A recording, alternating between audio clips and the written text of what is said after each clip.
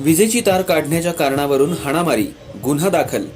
मिरज शहरातल्या समतानगर परिसरात राहणाऱ्या फिर्यादी वाघमोडे यांच्या पत्र्याच्या घरावरून वीज प्रवाहित लाईट कनेक्शन घेणाऱ्या माजी सैनिक यमगर यांना पावसाळ्याचे दिवस आहेत, शॉर्ट सर्किट होऊन करंट येईल, तुम्ही विजेच्या कनेक्शन घेताना पत्र्याच्या शेडवरून तार घेण्यापेक्षा एखादा खांब घेऊन कनेक्शन घ्या, असं म्हणत विनंती करायला गेलेल्या तक्रारदार महिला आणि मुलाला काठीनं बेदम मारहाण केल्याची घटना गुरुवारी रात्री घडली. हे विजेचं कनेक्शन देणाऱ्या विजेच्या विभागाकडूनही कनेक्शन देताना पत्र्याचं शेड असतानाही दक्षता घेतली गेली नसल्यामुळे हा वाद निर्माण झालाय, अशी चर्चा परिसरात होती.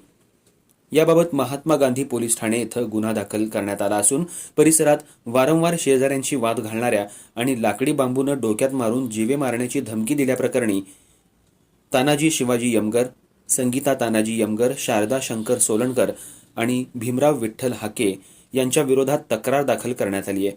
पुढील तपास महात्मा गांधी पोलीस स्टेशन करत आहे. माजी सैनिक तानाजी यमगर यांना आम्ही सांगितलं की प्लॉटवरची लाईट काढा म्हणून. त्यांनी ऐकलं नाही आमचं, म्हणून आमच्यावर मुलग्याच्या डोक्यात कुऱ्हाडीचा घाव घातल्याने मला जीव मारायची धमकी आम्हाला दिलेली आहे तानाजी यमगर यांनी. मुलाच्या डोक्यात 5 टाके पडलेले आणि आम्ही मेडिकल करून आम्ही फिर्यादी दिलेली आहे.